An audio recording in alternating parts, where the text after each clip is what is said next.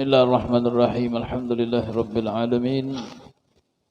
Wa bihi nasta'inu ala umuri dunya waddin. Sallallahu wasallama ala sayyidina Muhammadin wa ala alihi wa sahbihi ajma'in. Subhanaka la ilma lana illa ma 'allamtana innaka antal alimul hakim. Allahumma rabbi shrah li sadri wa yassir li amri wa hlul 'uqdatam min lisani yafqahu qawli. Allahumma inna hadha minka wa bika wa ilaika wa la hawla wa la quwwata illa bika ya arhamar rahimin. Assalamualaikum warahmatullahi taala wabarakatuh. Alhamdulillah, syukur kita kepada Allah atas nikmat yang senantiasa diberikan oleh Allah kepada kita. Bil khusus kita senantiasa bersyukur kepada Allah atas nikmat sehat wal afiyah, nikmat hidayah wa taufik serta nikmat Islam wal iman. Allah senantiasa memberikan kita kemudahan, Allah berikan kita keistiqomahan bisa melaksanakan salat subuh jarah berjamaah. Mudah-mudahan amal ibadah kita diterima oleh Allah Subhanahu wa taala. Amin ya rabbal alamin.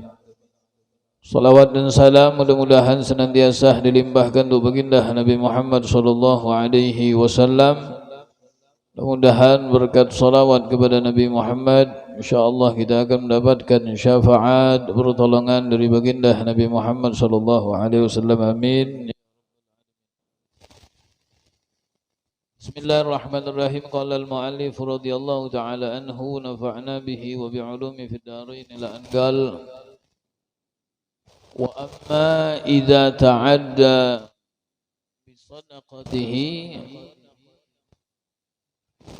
wa taraka aqaribahu ma'al ilmi bihajatihim faqad asaa wa zalam wa sadaqatuhu ghairu maqbulah kama warad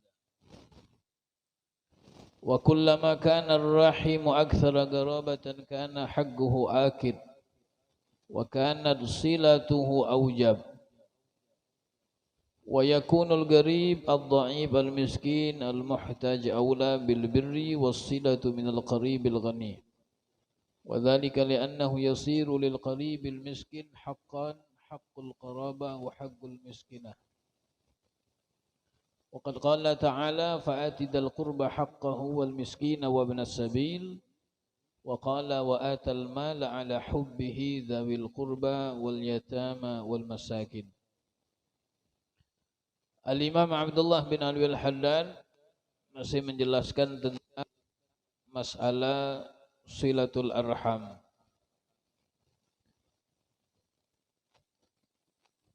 Beliau mengatakan wa amma idza ta'adda bi sadaqatihi wa taraka aqaribahu ma'al ilmi fi hajatihim faqad asaa wa zalama wa sadaqatuhu ghairu maqbulah kama warada.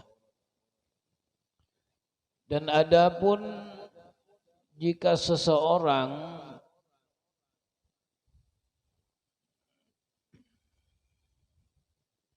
melewatkan sedekahnya tadi dan meninggalkan untuk kerabat-kerabatnya, padahal ia mengetahui dengan keperluan mereka, maka berarti orang tersebut telah melakukan suatu keburukan dan melakukan suatu kezaliman. Dan adapun sedekah yang dikeluarkannya tadi, maka ghairu maqbulah, sedekah itu tidak diterima oleh Allah Subhanahu wa ta'ala. Wa kullama kana ar-rahima aktsara qarabatan kana haqquhu akid wa kana silatuhu awjab. Dan ketika seandainya, kata Imam Haddad, kalau seandainya masalah silaturrahim tadi, kita ini mempunyai kerabat yang banyak. Kerabat itu ada kerabat yang dekat, ada kerabat yang sedang, ada juga kerabat yang jauh.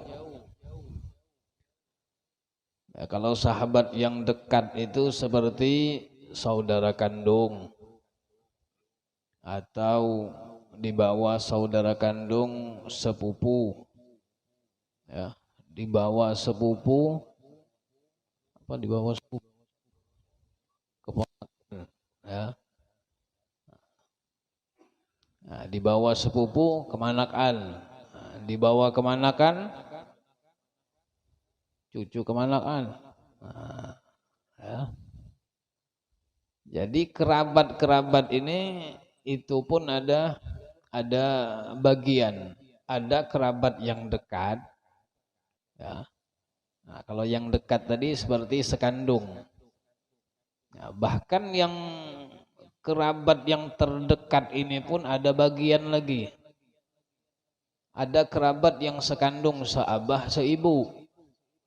Ada lagi kerabat hanya seabah, hanya seibu. Ya, itu juga kerabat. Karena haqquhu akid, maka hak-hak mereka ini lebih ditekankan. Walaupun kita tadi memiliki kerabat yang banyak, tetapi kerabat yang hubungannya lebih kuat, lebih dekat, itu yang harus lebih diperhatikan. Wa kanat silatuhu aujab, dan menyambung silaturrahim kepada mereka kerabat terdekat ini adalah sesuatu yang lebih diwajibkan. Nah, salah satu contoh kata Imam Haddad, wa yakunal gharib ad-dha'iful miskinul muhtaj aula bil birri wassilatu minal qaribil ghani. Nah, jika seandainya kata Imam Haddad kita mempunyai kerabat, ya, kerabat keluarga tadi lemah,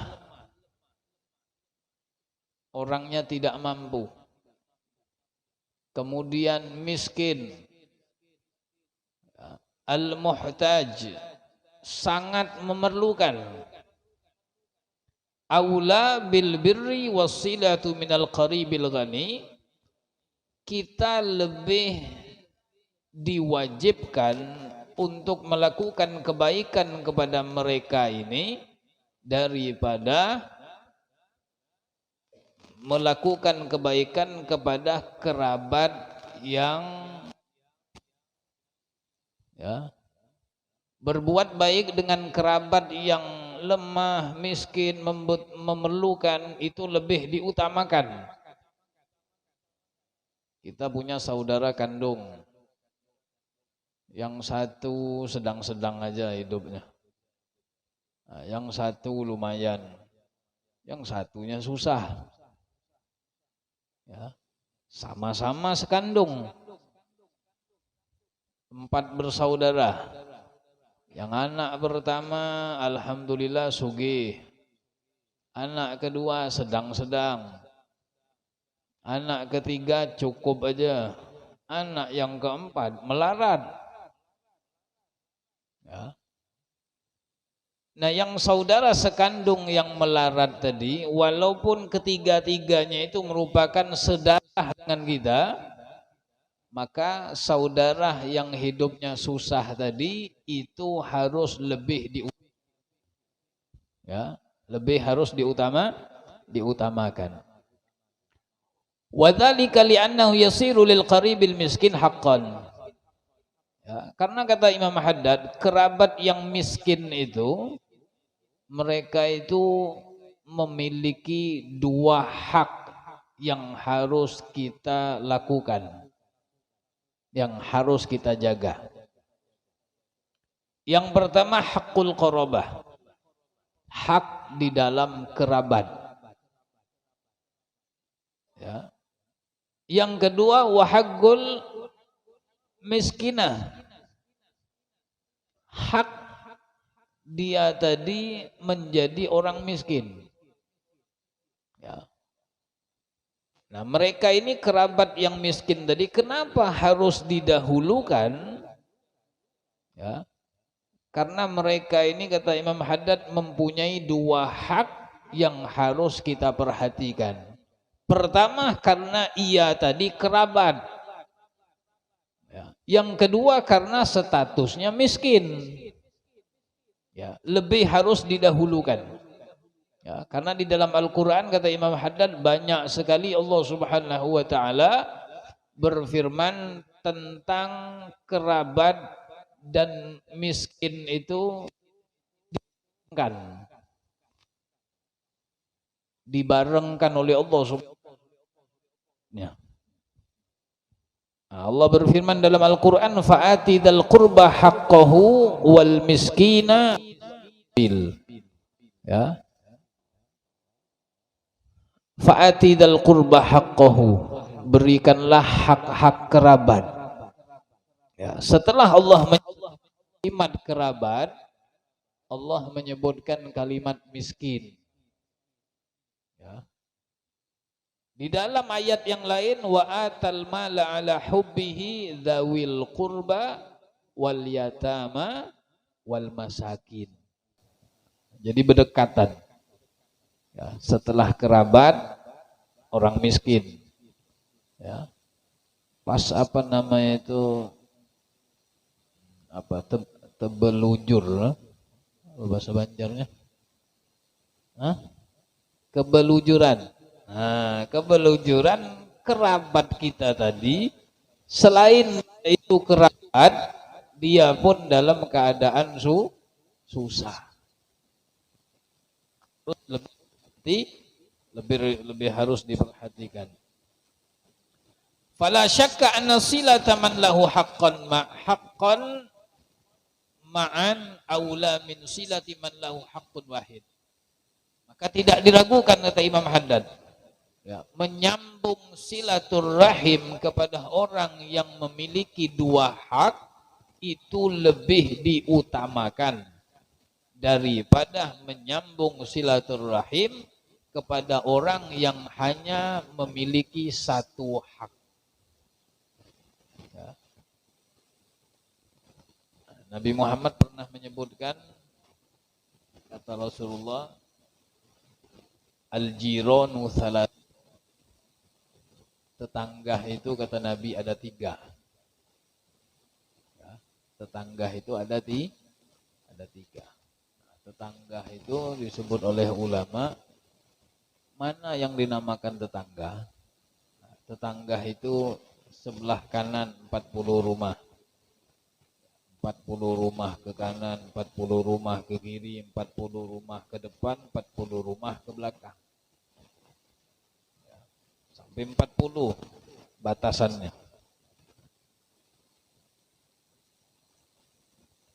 Tetangga kata Nabi Muhammad itu terbagi menjadi tiga. Jarun lahu haqqun. Ya, ada tetangga yang hanya memiliki hak. Haknya tadi harus diperhatikan. Dia hanya mempunyai satu hak. Ya, walaupun dia hanya mempunyai satu hak, kita harus memperhatikan. Wahwal musyrik. Ya, tetangga yang memiliki satu hak ini adalah orang yang di luar Islam. Ya, tidak seagama, tapi tetangga. Walaupun beda agama dengan kita, beda keyakinan, agamanya beda, orang tetangga tadi memiliki satu hak yang wajib kita jaga. Apa haknya? Ada tetangga yang memiliki dua hak.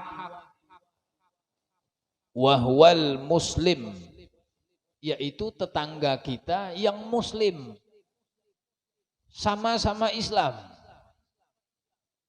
Apa yang harus kita perhatikan? Yang harus kita perhatikan, yang pertama hakul jiwar. Hak bertetangga tadi harus dijaga.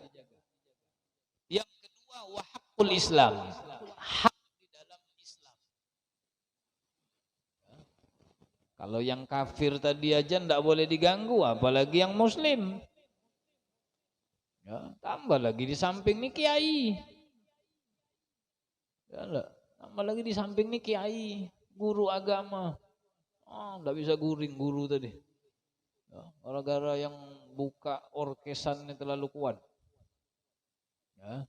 Kalau yang dengan orang kafir tadi aja berdosa, ya, dengan orang muslim dosanya lebih besar. Dengan seorang ulama dosanya lebih besar lagi. Nah, jadi orang yang punya dua hak itu adalah tetangga yang muslim, dia punya hak tetangga dan punya hak dalam agama Islam. Hak sesama Islam. Kalau dia salah nasihati. Wajarun lahu salasata hukuk. Ada lagi tetangga yang mempunyai 3 hak. Siapa tetangga yang mempunyai 3 hak? Jarun muslim, tetangga itu muslim. Selain dia muslim, dzurrahim, dia pun kerabat kita. Masih ada hubungan keluarga. Entah itu paman kah yang bertetangga sama kita, atau tadi acil kita kah, atau sepupu abah. Walhasil ada hubungan kerabat. Nah, yang seperti ini kata Nabi Muhammad, tetangga yang muslim sekaligus kerabat dengan kita, dia punya 3 hak. Yang pertama, hakul jiwa, hak bertetangga. Yang kedua, wal Islam, hak di dalam urusan Islam. Kemudian yang ketiga, hak di dalam silaturrahim. Ketika kita mau memberikan hadiah, berbagi makanan, dari 3 tetangga ini, siapa yang didahulukan?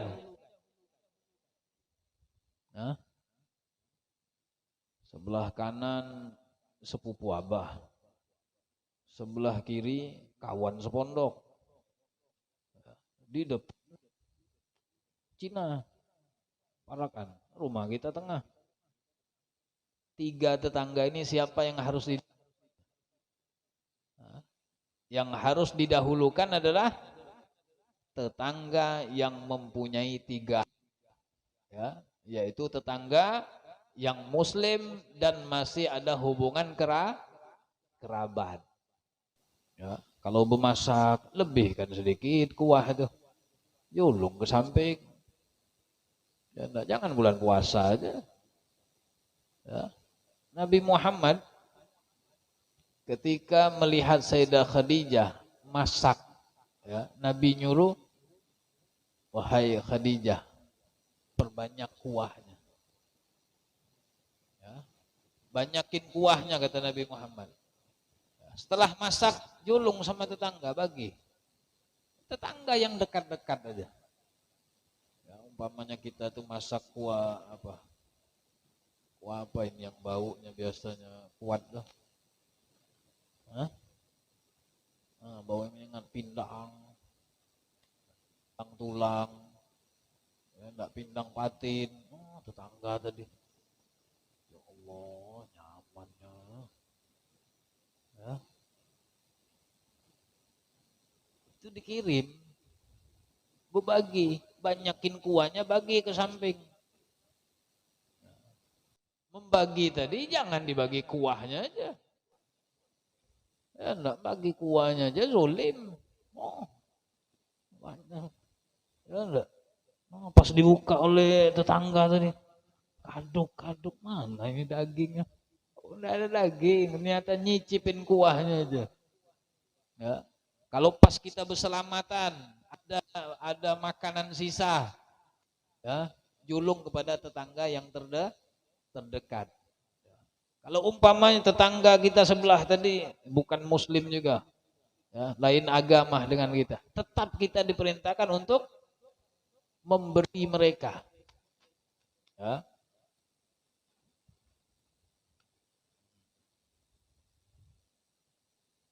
Jadi kita sebagai tetangga tadi, ya, kalau seandainya posisinya itu pada diri kita, Kita dapat kiriman makanan, tetangga ngirim, alhamdulillah.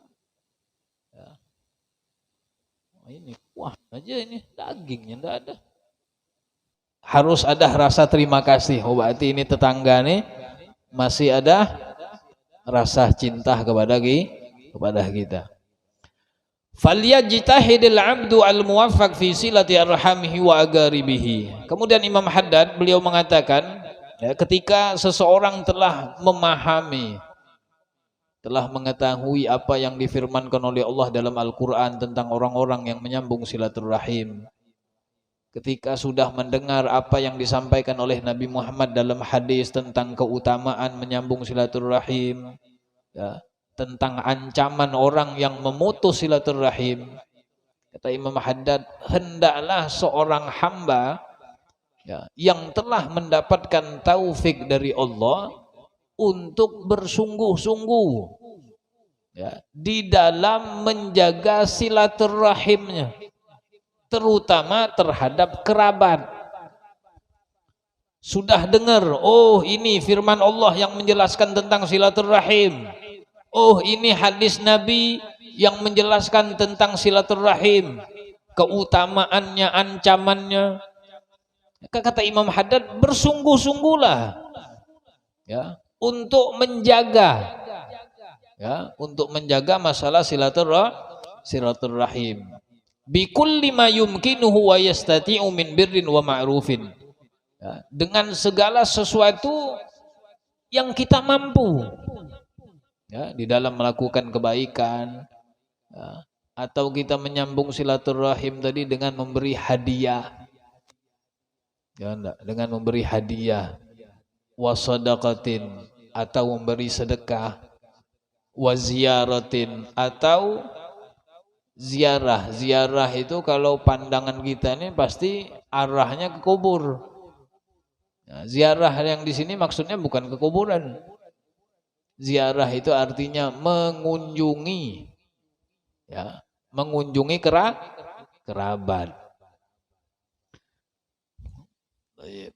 Wala yugassir fi silati arhamihi kaslan wa bukhlan wa istighfafan bihaqqir rahim allati 'azzama Allah taala amraha.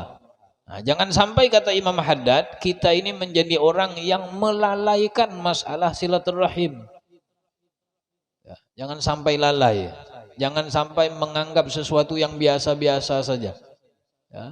Lalai tentang urusan silaturahim, tidak mau menyambung silaturahim karena alasan yang pertama, karena malas.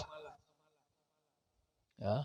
Waktu banyak, ya, punya waktu kosong, badan sehat, tapi tidak mau beelang ke rumah paman, ke rumah acil, ke rumah sanak famili. Kenapa? Malas ah. Malas, nyaman di rumah aja, guring. Ya. Wa bukhlan, atau tidak mau menyambung silaturahim tadi karena pelit, ya, karena bakhil, karena engken. Ini kalau datang ke sana nih pasti ini minta inilah, minta ini, ya, udah curiga duluan, belum datang. Nah, paman nih biasanya kalau datang di rumahnya begesa inilah, begesa ini, nah, sakit kepala. Kada jadi. Wastighfafan bihaqqir rahim, atau meremehkan masalah silaturahim. Allati 'azzamallahu taala amraha, yang mana masalah silaturahim ini adalah sesuatu yang sangat diagungkan oleh Allah Subhanahu wa taala. Wa aktsaral wa'id fi qati'atiha, dan banyak sekali, kata Imam Haddad, ancaman, ya, baik itu di dalam Al-Qur'an atau di dalam hadis Nabi Muhammad tentang orang-orang yang memutus silaturahim. Wa qad ammat fi hadzal zaman qati'atul arham. Di zaman ini, kata Imam Haddad, itu sudah sangat merajalela, ya, sudah merata masalah orang-orang yang memutus silaturahim. Ya. Ini Imam Haddad menyebutkan fi hadzal zaman, ini di zaman beliau 400 tahun yang lalu. Ya, di zaman beliau itu sudah banyak orang-orang yang memutus silaturahim, apalagi di zaman kita. Ya. Wa gillatul mubalah bisilatihim, ya, dan sedikitnya perhatian mereka terhadap masalah silaturahim.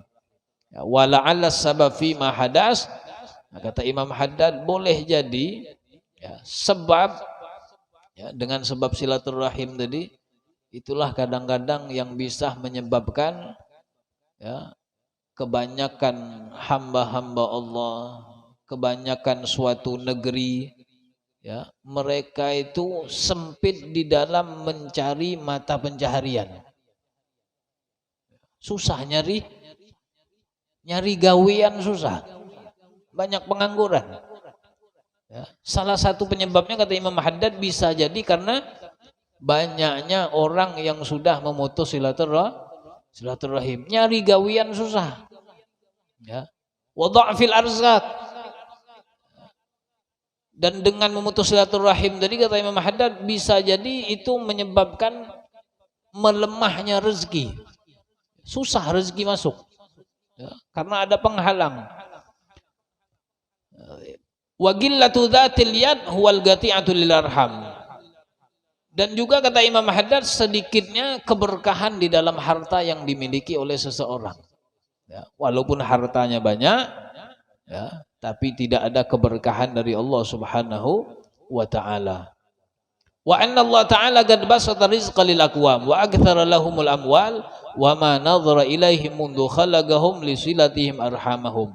Kata Imam Haddad, kadang-kadang Allah Subhanahu wa taala melimpahkan rezeki kepada suatu kaum. Ya.